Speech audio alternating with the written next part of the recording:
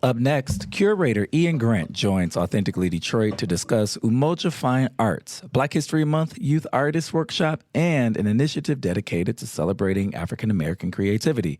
But first, this week's hot takes from Chalkbeat Detroit. Michigan schools, families grapple with new Trump immigration policies. Keep it locked. Authentically Detroit starts after these messages. Have you always dreamed of being on the airwaves? Well, the Detroit Eastside Engaged Podcast Network, or DEEP for short, is here to make that dream a reality. Located inside the Stoudemire, the DEEP Network offers studio space and production staff to help get your podcast idea off the ground. Doesn't take a whole lot of work to get started. Just visit the Authentically Detroit page at ecn-detroit.org or call Sarah at 313-948-0344. Hey, y'all, it's Orlando. We just want to let you know that the views and opinions expressed during this podcast episode are those of the co-hosts and guests and not their sponsoring institutions. Now, let's start the show.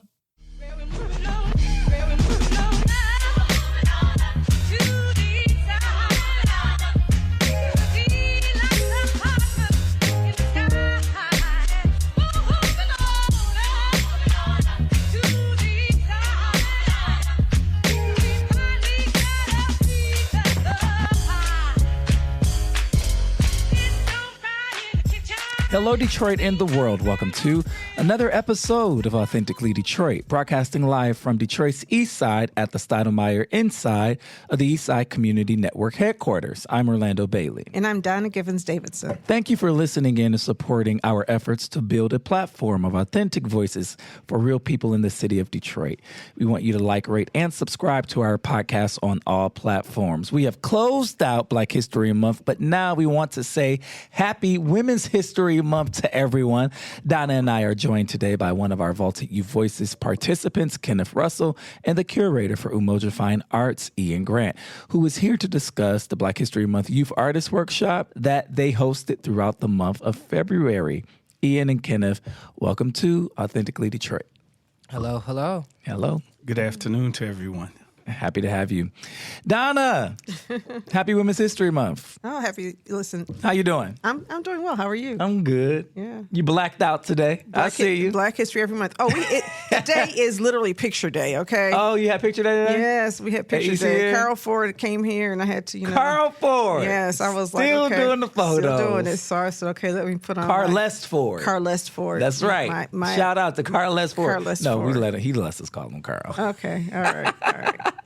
Oh, well, you look great. You look great. You know, I was saying today was good. It's Monday, but it really did give Monday vibes. Like, it wasn't a bad day, but it was one thing after the next today. Monday was Monday-ing today, okay? First of all, we had the grandchildren yesterday. Oh, so, all of them? Well, the two who are here, Maverick and Luna, and that was fun. Yeah. So, did you get any sleep? It was good.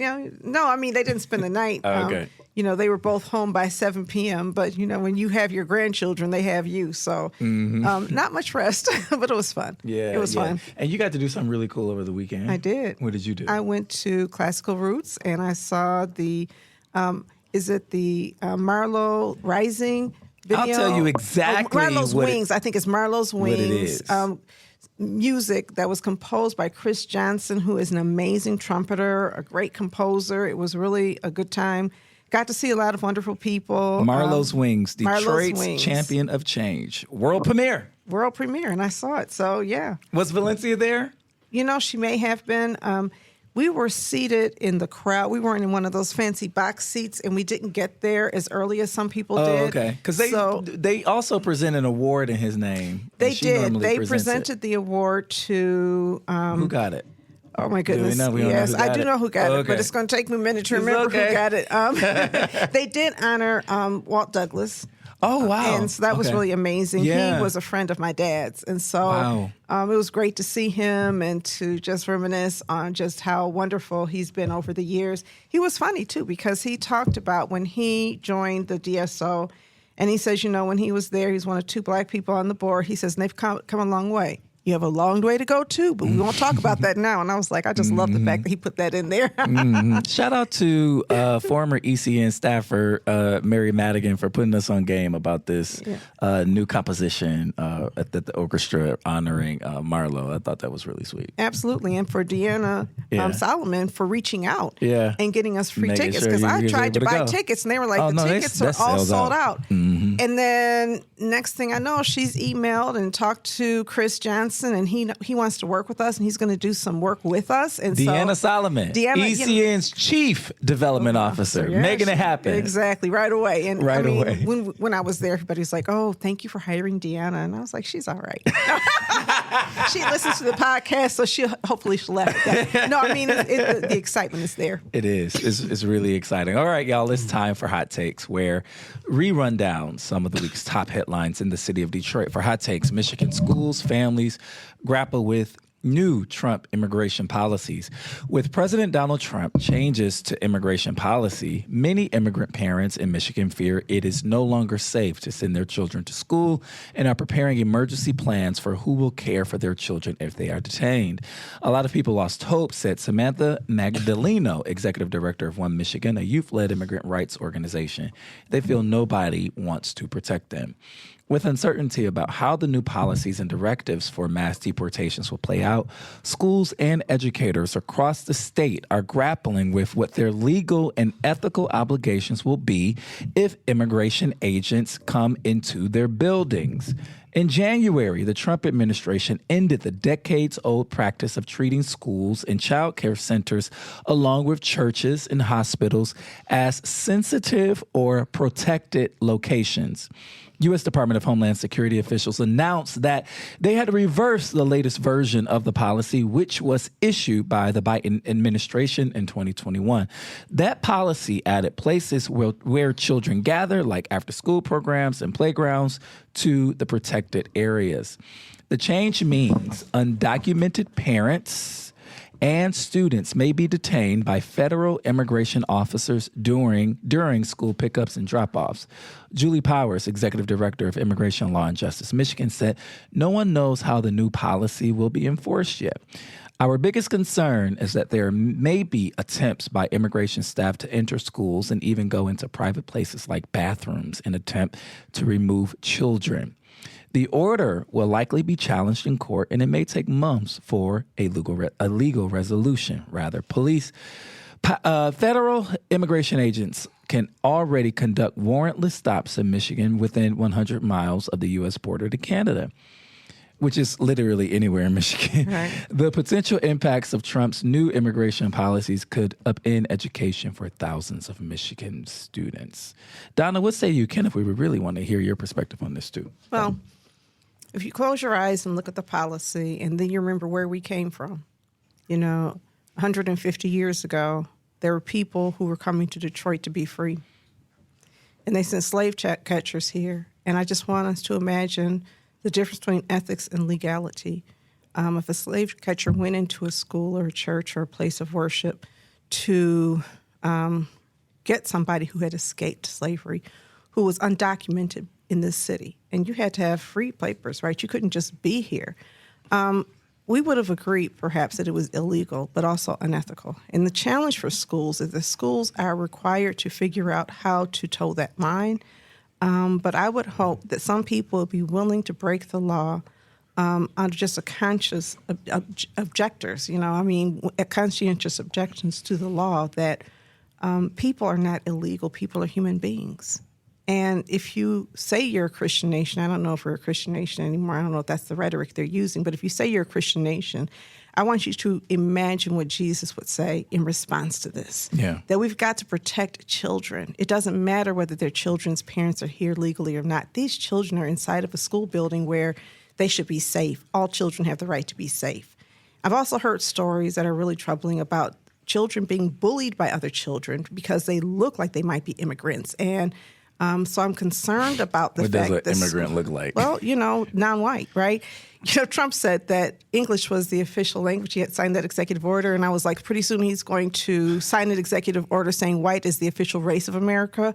it's on brand, right? He has no respect for people who are different. But the reality is, this is a man who's married not one but two immigrant women, one of whom may have come here under some, questionable terms. Elon Musk is an immigrant, and these are people who doesn't wear a suit to the White House, by the way. Doesn't wear a suit to the White House. So when you look at what they're really saying, they don't want brown and black immigrants in this nation. The other thing, and the final thing I want to say about this is keep in mind, when we say immigrant, we're not just talking about Hispanic, Latino.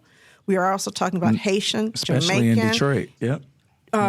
African immigrants exist inside of our community, and our brown brothers and sisters are being represented by nobody when they're shipped out of here. So my heart goes out to the families. My heart goes out to the teachers and other staff members who want to do the right thing. And my expectation goes out to the leadership that sometimes resisting is a moral responsibility, even when you might encounter some legal challenges.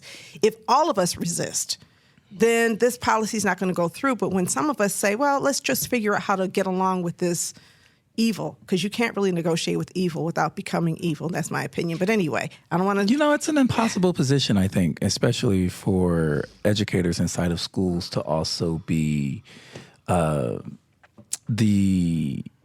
barrier or boundary between ICE agents and young people. It's such a tall order. But I guess my comment or my question or my existential question is, does the goalpost for morality in this nation keep moving? Because I believe that this is a moral crisis. And Martin Luther King said, when there is neutrality in a moral crisis, you're on the side of, the oppressor. I don't quote me officially, but Martin Luther King has a quote about neutrality in moral crisis.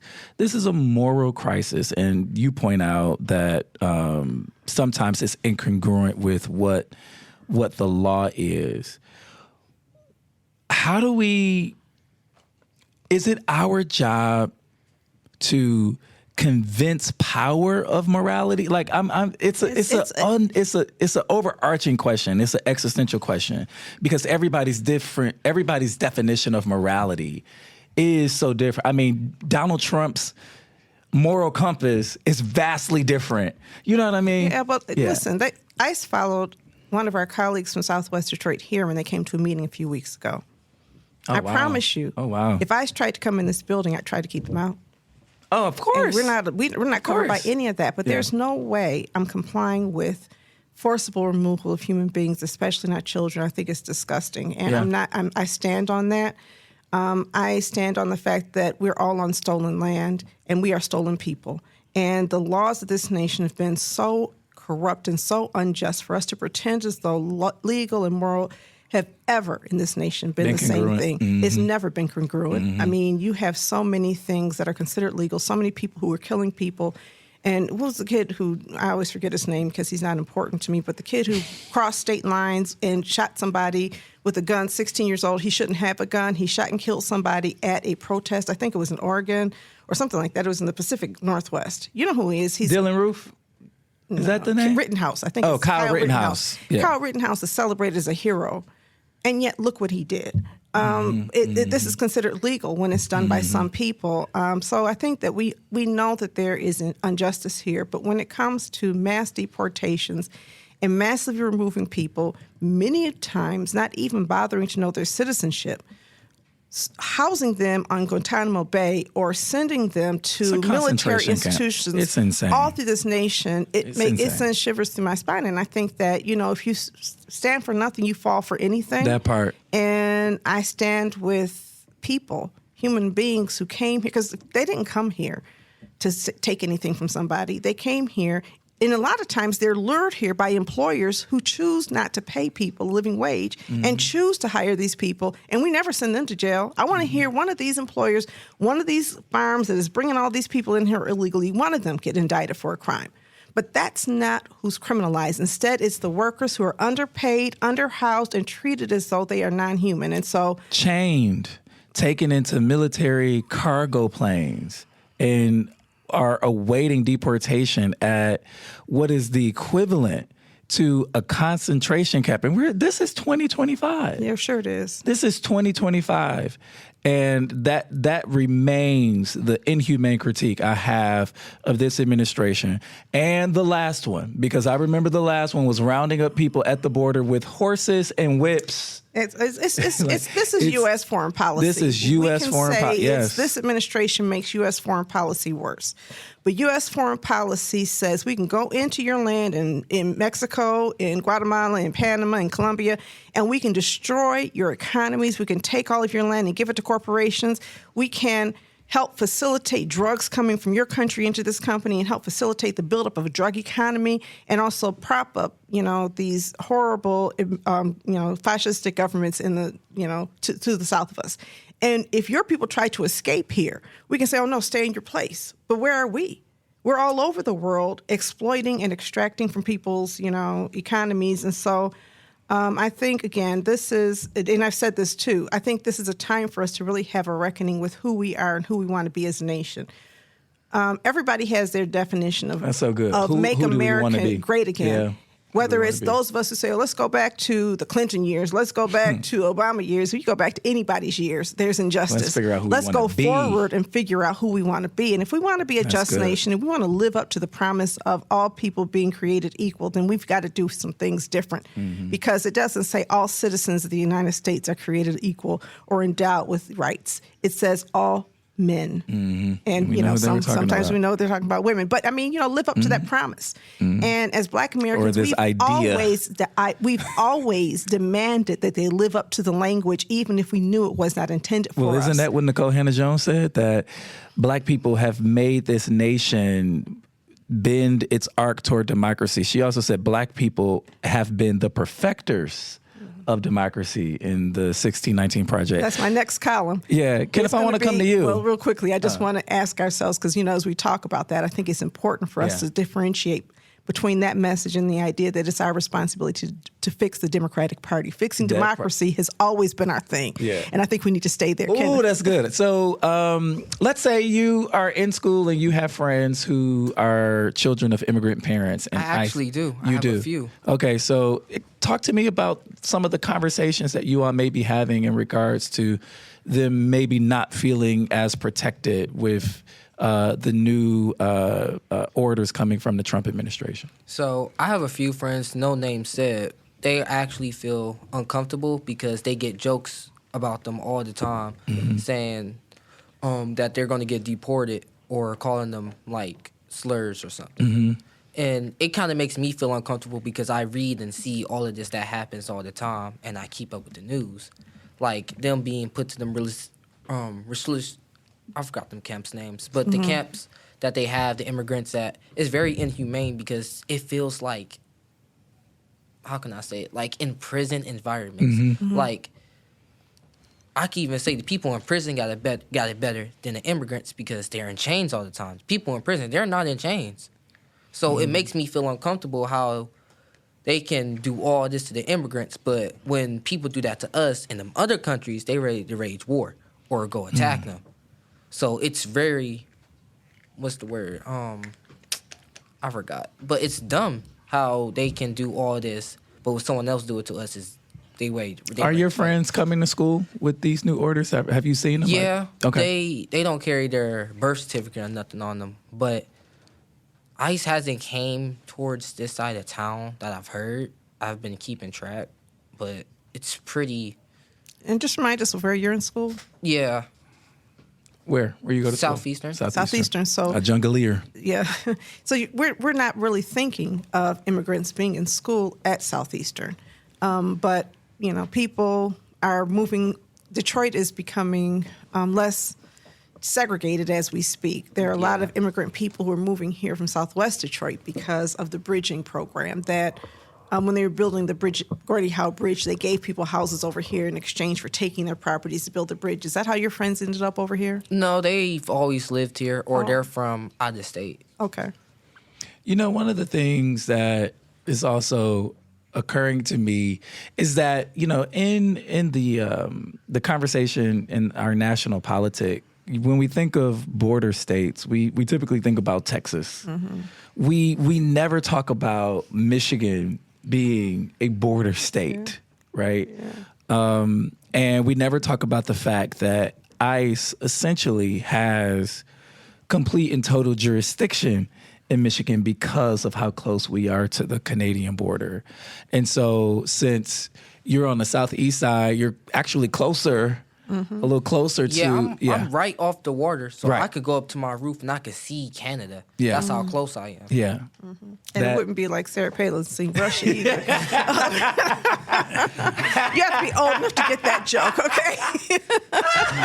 But That's funny. I'll explain it later. But no, I mean you can. It's interesting because during Prohibition, there was more liquor that came through Detroit in the 1920s. In the 1920s than anywhere in the nation. This was like that's when the contraband was liquor. Bootlegging was Bootlegging it. Okay? Detroit. So, we don't think about bootlegging here now, but there's people bringing in drugs and other kinds of contraband even today across the bridges and tunnels. And, that's why the Coast Guard has to monitor the water so closely. So, Yeah. But do you think that they should more or less be worried about the criminal immigrants than the non-criminal immigrants? I think you have to understand that to be an immigrant in America without documentation means Makes that you criminal. you're criminalized. Just your presence here makes you criminal. In my class, I have this slide in my first class. We talk about citizenship and this concept of being born a crime. Like Trevor Noah was born a crime in South Africa. There are people Such a who good are memoir. born a crime in the United States. The fact of their existence. Now they're given birthright citizenship, but they are evidence of their parents' crimes, right? Because you weren't supposed to be here. We treat these papers as if they mean something, keeping in mind that this land was, occupied by Native American people who did not become citizens of this United States until the 1920s and still don't have full citizenship rights, if we're being honest. So, it's like, who has the right to this space? Who has the right to push people out of this space? And what God-given right do we have to decide that some people have the right to live and some people have the right to die? It is, if you really want to look at it from a spiritual standpoint, if you want to look at it from humanity's standpoint, none of this makes sense. None of this is ours. God did not give the earth to these people because they had enough money. That goes against everything my faith belief tells me. And if your faith belief tells you that, then we don't belong to the same religion, okay? And it doesn't even matter because I don't know anybody's religion who says that. Anyway, I want to make sure that we're hearing from our other guests. So what are your thoughts on this? I know this is not what you came to talk about, but yeah. Ian? Well, that's why we did what we did for Black History Month when we get in there and we start talking about the visual art. Because, they say a picture's worth 1,000 words. So subliminally on your mind, you need to see positive images of who you are and whose you are. And, they're trying to erase our history. And so it's very, very important that people step up and we preserve our history. I know Trump, decided that he wanted to get rid of Martin Luther King holiday and he wanted to get rid of Black History Month. But I think we have to step up. It's up to us. We have to quit depending on other people. That's right. We have to step up ourselves and take care of our own history and be involved. So this is the first year that we got involved pretty much with the program. And again, we went to the youth. That's very, very important because those are the programs that's been cut. They're not being taught. They're taking the history out of the schools and the books. So we said as a gallery, Umoja Fine Arts is one of the largest publishers and distributors of African-American art in the U.S. So we said, what can we do and what can we do during Black History Month and get the youth involved? And so we developed a program called Diversity and Freedom, which was very, very important. And we created 2 workshops, and we made sure one was in Oakland County at the YMCA, and the other one was at the Northwest NCA, Northwest Activity Center in the city of Detroit, where we had workshops with professional artists where they came in, they taught them to draw, and they taught them about their history, and they let them basically bring out of themselves what they thought freedom was and what they wanted to put on canvas. And we had over 40 students that participated, and with their parents, when we finally did have our final showcase, we had over 100 and something people there. So it was really, really amazing. It was heartfelt. It was heart-touching. And from there, we selected 6 individual winners that will showcase their artwork in our gallery for the next month until the end of March with professional, internationally acclaimed artists, and they'll be given certificates. And so we want to teach them. We want to continue to invest in those kind of programs, and we have other things on the board to come up. But talking about immigrants and immigration, it's funny. You said Jamaican. A lot of people don't know this. I'm Jamaican. Mm-hmm. I was born in Jamaica. I didn't come to America until I was 8 years old. So most of my family, went around the world. When you were in Jamaica, you're going to England, you come into America, and just, all the different countries around the world pretty much. So, I guess fortunately I got my citizenship. Because if I didn't, I guess I still could be a little nervous today, just kind of like based on how things are going. And that was taken for granted when I did that. Everybody kept saying, you should get dual citizenship. You should get dual citizenships. And I just decided not to. But again, I'm glad I did go ahead and get my citizenship. I think it's so important that you say that, because growing up, my aunt is Guatemalan. And she did not get her citizenship until George Bush. She wanted to vote against George Bush. I think she was like, I'm going to become a citizen. Because she was really, still mad at the U.S. for what the U.S. had done in Guatemala. So when I speak about what happened in Central South America, that's my family history, right? When I was growing up, she's my uncle's wife. So we're not related by blood, but, by love all of my life. And when I was growing up, she always had people she was bringing over from Guatemala to the United States to escape the terror and escape oppression. It was a beautiful thing. And to have people treat that as if it's something bad feels very personal to me. The other thing that feels very personal is all of this American descendants of slavery, all of this, decision to try to unravel any sense of trans-African the diaspora, this mindset that we're all in this together. All of a sudden, I'm hearing people who really don't know the history of Jamaica, making very ignorant statements about Jamaica. So thank you for speaking up. I have other friends who are Jamaican and from other parts of the world, and I think it's important that we see the world in each other, and we understand that, you have family who could be harmed by this. Absolutely, and it's based on the browning of America, and it's based on ignorance, and it's based on fear.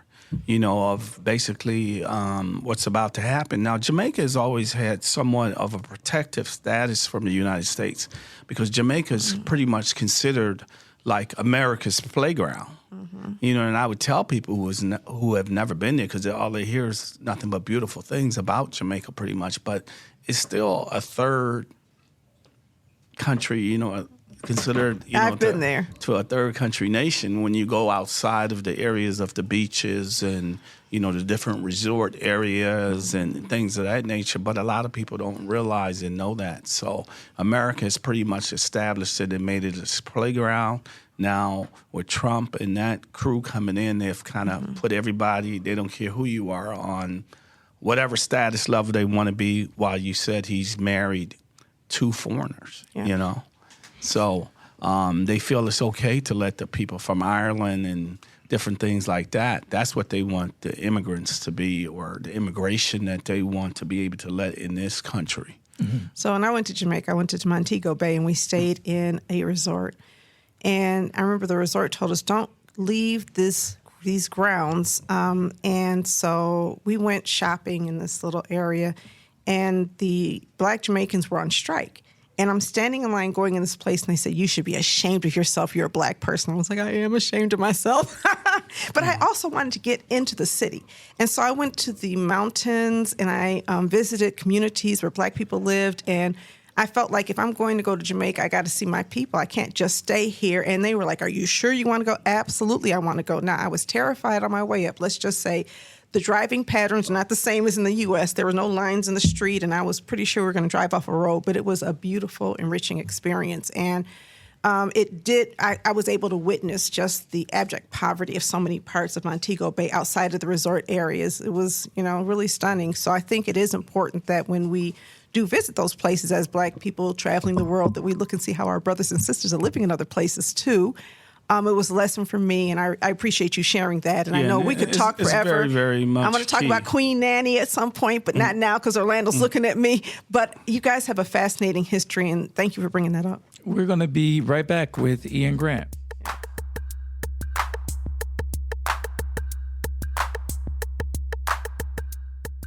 Founded in 2021, the Stoudemire is a membership-based community recreation and wellness center centrally located on the east side of Detroit. Membership in the Stoudemire is available on a sliding scale for up to $20 per year or 20 hours of volunteer time. The Stoudemire offers art, dance, and fitness classes, community meetings and events, resource fairs, pop-up events, the neighborhood tech hub, and more. Members who are residents of the east side have access to exclusive services in the Wellness Network. Join today and live well, play well, be well. Visit ecndetroit.org.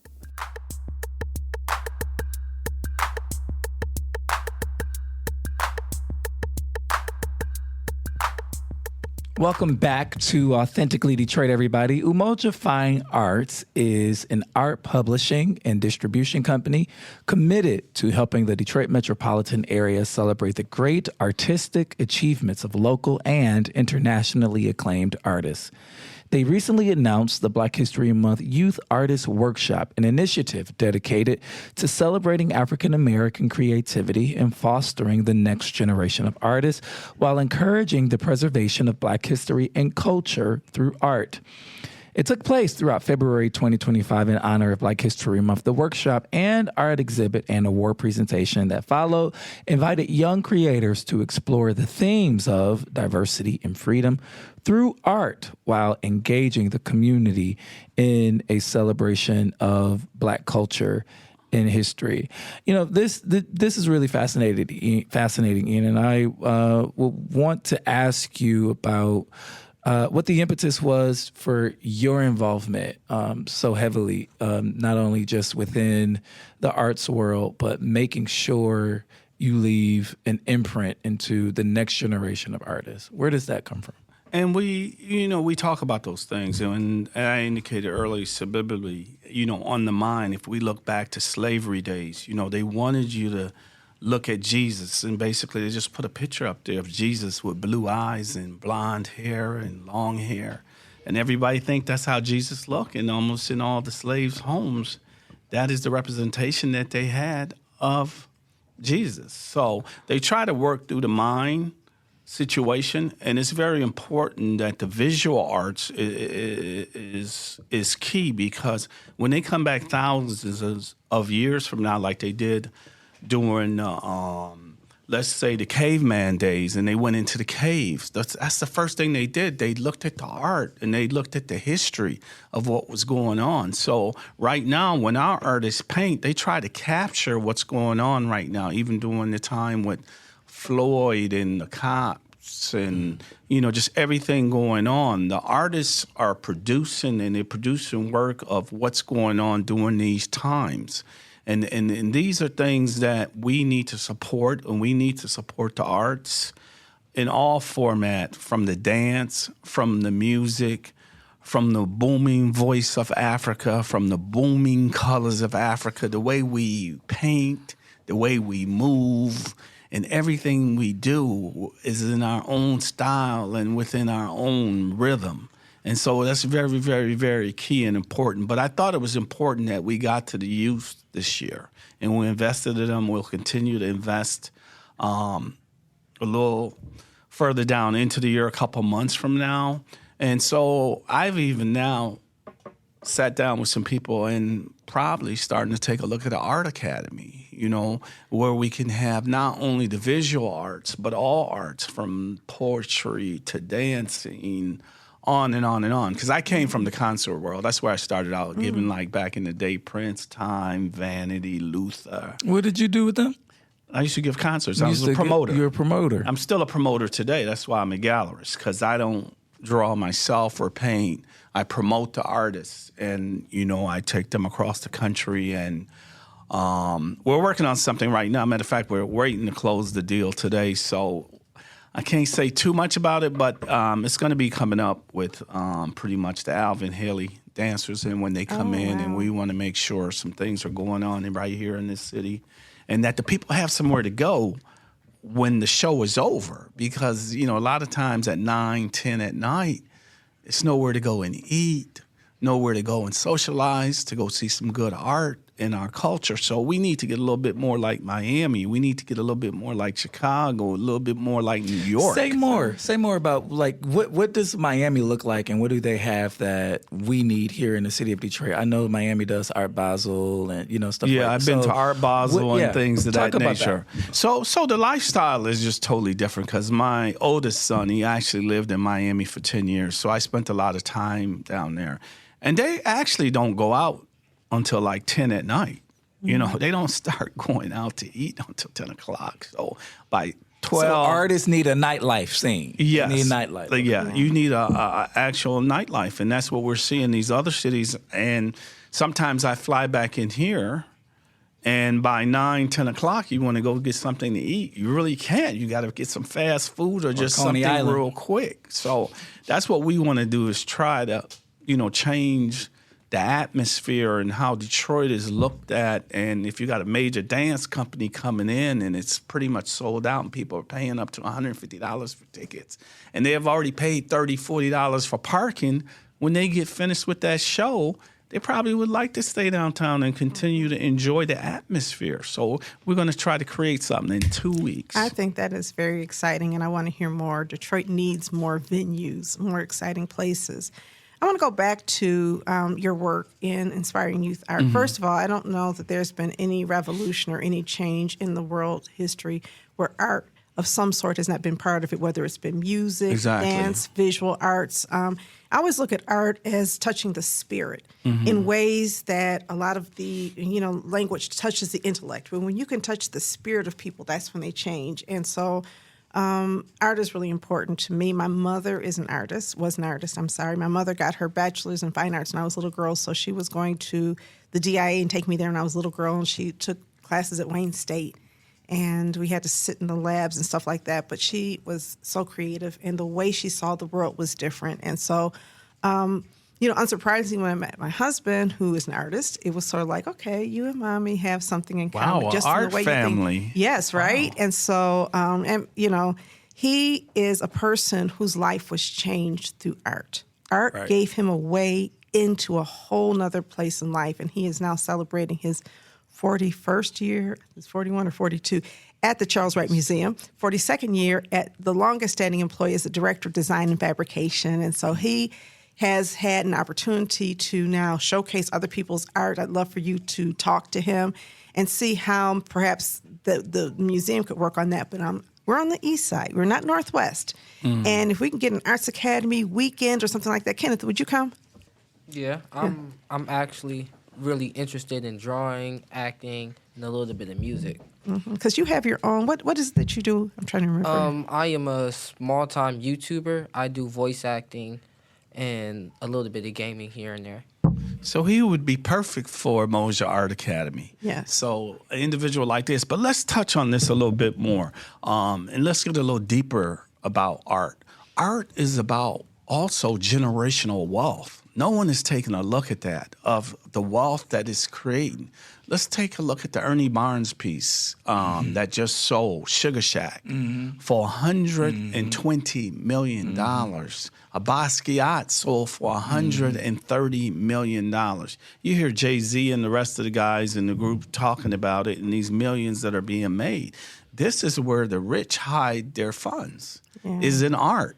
And so if you buy an art piece and it let's say, appreciates to $50,000 or $100,000 once you get it insured, you do know that's equity, just like equity in your home that you can take and get a loan against. Yeah. So these are the type of things that we teach. These are the things that we've been doing and, teaching about art and collecting. But when you first start collecting, you have to collect what you like. And then once you move through the realm of the collecting and understand the different categories of the art, whether it's oil, acrylic, a print, a limited edition, a stone lithograph, on and on and on. Unfortunately, it takes years to get this down packed. But we don't want to take the time. And I'm just going to say this real quick. I just want to go through this because I always talk about this. Like if we look back to 1920s when they would say, hey, that's the Negro League over there. They'll never be able to play in the big leagues. But we saw what happened when Jackie Robinson, Satchel Paige, and all of them got over there. But The unfortunate thing is we don't own most of that industry. We own less than 1%. And then we went to the music industry, the same thing, less than 1%. So I even look at the beaches right now across the country. A lot of people don't realize that Hilton Head Beach, Myrtle Beach, on and on was all black owned, because when they dropped us on the shores off the slave ships right on the beaches. But they moved us out to take all the beaches over. So it's about 1 or 2 beaches left right now that's still, totally black. Yeah, I want to challenge that a little bit, though. I appreciate you bringing it up, because I think it's good that black people can become wealthy with art. But I think, if people become wealthy through the white gaze, not through the black gaze. And so I think that we have to also differentiate between great art and the art white people are going to purchase, because most black artists will not become wealthy. Most black artists will never get that kind of recognition, and their art is still great. And the other thing I think is that, so it's a pathway for some people, and it's also a pathway for people to invest, and I respect that. Well, I'm going to say this to you real quick. One of the significance of art, and one of the things that scares me, is when it's no longer us. When you talk about hip-hop, for example, hip-hop was started by us. We started by hip-hop, but we no longer have control over the music that's produced by those folks, okay? We lost control of it. So when it gets commercialized, or when it gets to a certain level, we lose control. And so I think it's also important for us to preserve a piece of the art that's just for us, that's just for our people, that's circulated in our community, so that we don't lose, it's not commercialized and it doesn't change its And that's what value. I was going to say, that while we're collecting, we have to believe in ourselves, and we have to believe in our own product. And we don't want to wait till they tell us it's time to buy it. That's the challenge that we face with a lot of us. We are not taking a look at it, or, you don't want to collect it. But when the other persuasion tell you that's important, Exactly. it's too late, because they have invested in it. They've purchased it all pretty much, and you're going to pay a premium price for it. And, they were able to get it for a little of nothing. So it's not just in the art world. We have to believe in ourselves overall. And control, and have ways of controlling the production and the management and distribution of that which we create, so that it's not extracted. Some of the most valuable pieces in museums worldwide were stolen from the continent of Africa. You all saw Black Panther. You know what I'm talking about, right? We know that, Belgium, for example, has some beautiful museums, but they were cutting off people's hands. It's disgusting. They were putting them in cans and stolen from the Congo. And so the wealth and there's this way of fetishizing that which Black people create, while we also take it from Black people. And so what I appreciate about Umoja is that it's us. Yeah, and I hope it stays us. Umoja means unity, and we've been in business for over 25 years. And this is the last thing I want to say right here about this, is that this is the last Mohican. This is the last area that we have the opportunity to invest in while it's at the groundswell. We're the fastest growing segment in the art world, period. Hands down. But again, I'm a business person, and things are green, and we want to maintain it to our people, and we want to educate them. But the business has to stay alive. And so I'm letting our people know it's the fastest growing. We continue to do educational sessions. We have sessions with the artists that you can learn about them. And this is why we feel now we have to take it to the youth. And we want to invest through people like you. Absolutely. And we want to invest while it's with people like you. While it's still expensive, but maybe we can afford it. Put it on a payment plan, save for it, right? But when it gets to beyond that, the baskets, we can't touch that anymore. He's with Tiffany and Kehinde. We can't touch them anymore. They've become no longer ours, and that scares me, because on the one hand, it's great that we have our art making it to those high places, and I'm happy for those artists. But I think it's something special about us having stuff that we relate to and other people don't.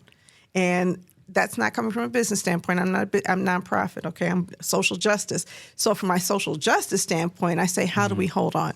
What is the most important art that we can think of? Who are the most important artists and writers and creators? And a lot of times those weren't the people who got rich. Sometimes the people who are getting the richest aren't the ones who have done stuff that means the most. I think we're holding in this conversation this tension of Black cultural preservation and all of that means, and it being the antithesis of what this nation wants us to be, which is individualistic and capitalistic.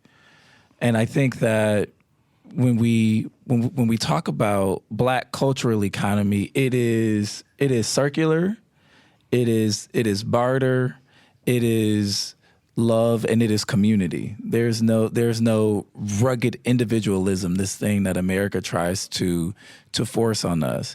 And I think in this conversation, living in the reality that we are still in and of America, and we have all of these forces that are the antithesis of who we are, just how we are intrinsically when it comes to community and circular economy. How do we hold them, right? And how do we make space for what you're doing? How do we make space and hold that? I can tell you, Tiff Massey is a friend of mine. I could tell you that Tiff Massey still need us. Yeah. She's you know what I'm saying? Like she still needs us. She still needs that community. She still needs that connection.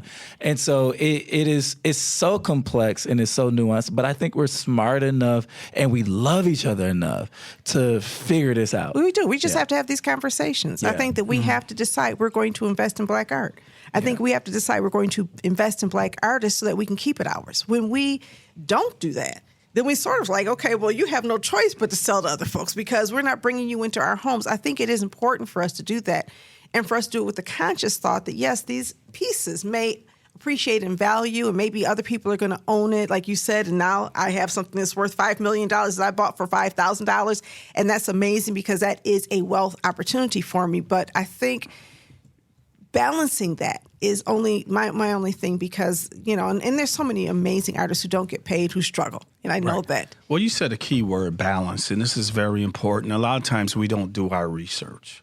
So with this being the fastest growing segment of the art world, and it makes a difference no matter what color you are. If that's the fastest growing segment of the art world and you know how to paint, you're going to start painting those images because it's selling. So it's very important that we get educated. We find out who the artist is. You go into a gallery, you want to find out, is this a Black artist? You know, tell me a little bit about him and give me the history. Because now we're seeing a lot of Caucasians that are painting Black art. So that's another area. Wow. A lot of times because we spend the dollar fast. That's well, that mural, that great big mural with the guy in the baseball cap on that building going downtown, that was not painted by a Black artist. Oh, that was with the out-of-town people. Those out-of-town people. Backpack, yeah. Yeah, Backpack guy. Yeah. I mean, it's a perfect example. He's a great of what artist, you're saying. but it wasn't painted by Black folk. That's so crazy. Right. How can folks get involved with Umoja Fine Arts? How can they support? Well, first of all, you could go to our website. You could go to umojafinearts.com. That's UMOJA, fine, ARTS.com. Or you could give us a call at 248-773-9008. Umoja means unity. We're located right in Southfield on Northland Drive in the Crossroad building. So we know right now that a lot of checks are getting ready to be released. In the next 2 months, Detroit is going to have the highest level of income flow out right now because the checks are being released by the automotive industry. And then also you have the tax funds coming back. The profit sharing checks. The profit sharing checks, absolutely. So come and see us. We're geared up for you. We're ready for you. And you need to invest with us. And you need to what's nice about Umoja, we have a stable of over 40 artists around the country. So at any time, and right here in Detroit too, that's our whole mantra, is to make sure that we work with internationally acclaimed artists and local Detroit artists. Because what we do is we piggyback the artists. We use the local artists to give shows with the internationally acclaimed artists to help bring them up and prop them up. Yeah. So I have a couple other questions. One, you started this business with your wife? Yes. Can you talk about the start and how that happened? You transitioned from music to art? Well, yes, I transitioned from music to art pretty much, and then she came in with the colorization. She came in with the marketing, and just also not only being the vice president of the company, she also took care of the hospitality portion of everything and running those portions of the business. So that's very key. She's always there, and she. Sometimes she says, it's my dream and things I want to do, but it's so nice to have your wife after 35 years that's supporting you, But she knows how important it is for the community also. She's in real estate, so it's a nice pairing. You can sell a house and sell some art. Oh, that's wonderful. It's a nice pairing. And can you talk about your custom framing business? Yeah. We have a custom framing business where you could come in, you could get the art framed, start bringing those pieces out that's under your bed, that's been put in tubes, that's just been put away. So it's time for you to bring it out, and it's time for you to get it on the wall. Also, last year we started a corporate art division. So we're dealing with a lot of corporations now. We also have our national minority license. Okay. And in addition to having our national minority license and the framing, we're just going in a few directions where we're just trying to protect the business overall. So we're in the process of creating nonprofit that will be launched very soon to go after, again, putting together the whole diaspora of the whole art segment, whether it's dancing, poetry, music, and just, taking care of the whole community. So is the gallery also going to be event space? Is that the big announcement? The gallery is an event space. Okay. Right now, people rent that out. They have parties in there. They come in there to shoot videos, live videos. And, so, yes, it's rentable. How large is it? We're at about 12,000. Oh, wow. Not 12,000, 1,200 square. Okay. That's about the average size of your gallery is about 1,000 to 1,200. You have some that's a little larger, but 1,000, 1,200, you can put up about 60 pieces of art. And that's usually pretty good. Yeah. Well, congratulations, and thank you for coming on Authentically Detroit.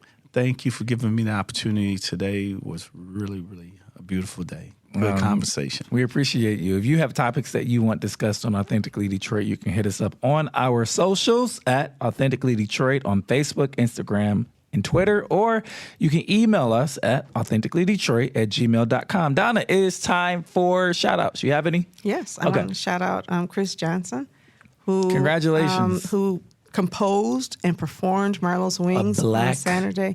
Classical composer. Yes, it was great. It was absolutely beautiful and meaningful. I mean, people couldn't stop clapping at the end. It moved us. So thank you to him. And, he gave us tickets. So I'm always happy to get a comp ticket somewhere. I'm not like you, Orlando. That doesn't happen every weekend.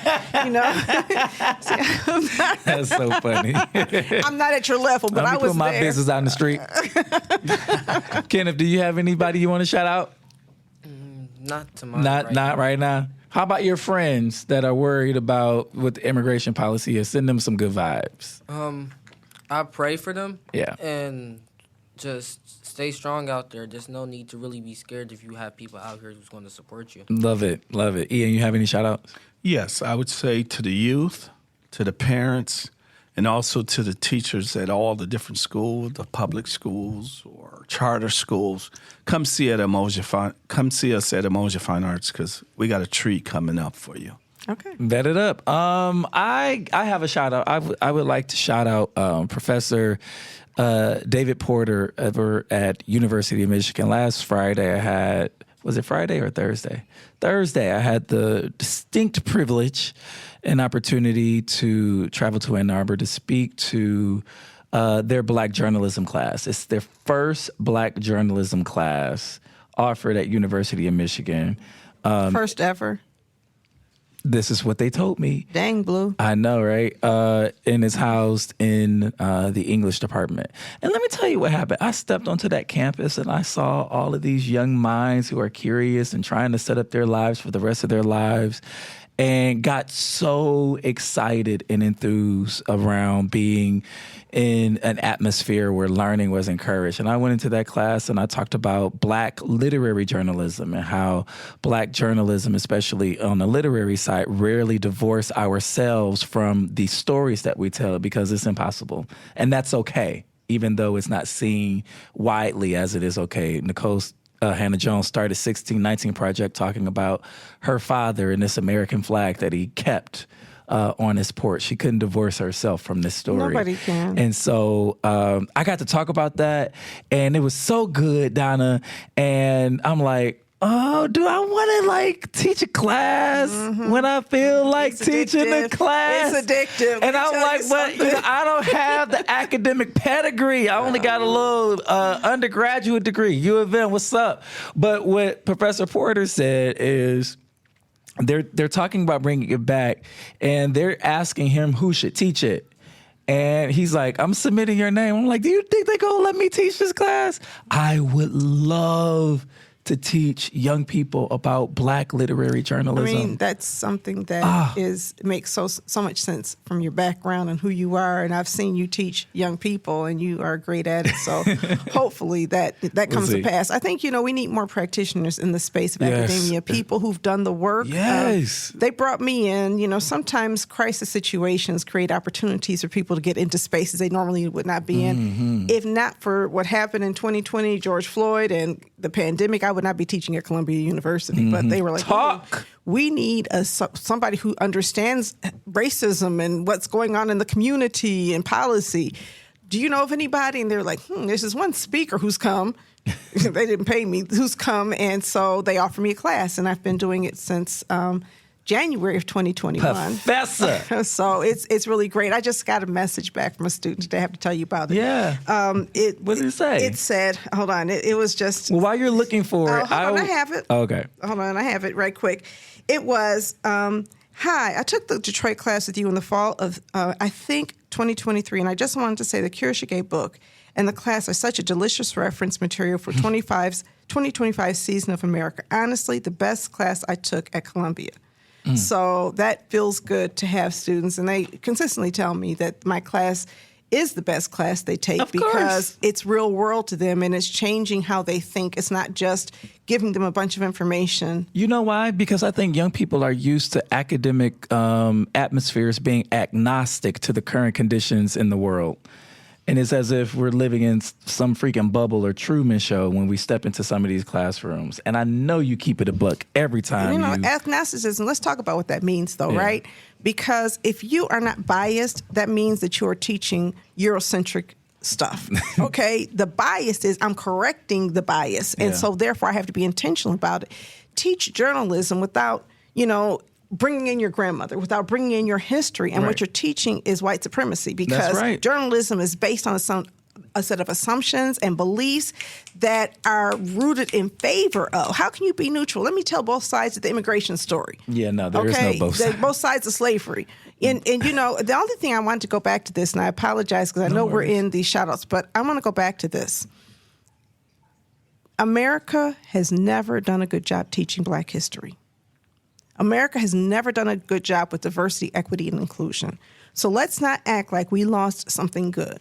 We lost the pretense and the effort to pretend that we're going to get somewhere good. And it's kind of reminded us that it's still our responsibility to teach our own kids. What you did is important, Ian, because our kids need to learn from people who are committed to teaching truth and committed to our outcome being a better sense of my history, a better sense of myself, a better sense of my capacity as a human being, and not gotcha questions to see how well you fit in. If you look at the way we do standardized testing, if you look at curriculum, our young people are being miseducated to believe in their inferiority, and we've got to correct that. So I'm willing and able, to take this into my own hands at ECN and say, how do we do a better job teaching Black history here? How do we partner with places like the Umoja Gallery to bring in experts? Because we don't have all the answers. And how do we partner with our friend Orlando Bailey to teach a Black journalism class here? Oh my at God! ECN? I would be tickled pink at that opportunity. I would jump on that. All right, well, we're going to take up all your time with that. Put you on the catalog for the Stoudemire. You have no idea. We'll talk about cadence. All right, y'all. Thank you so much for listening. Remember to love on your neighbor. We'll see you next time.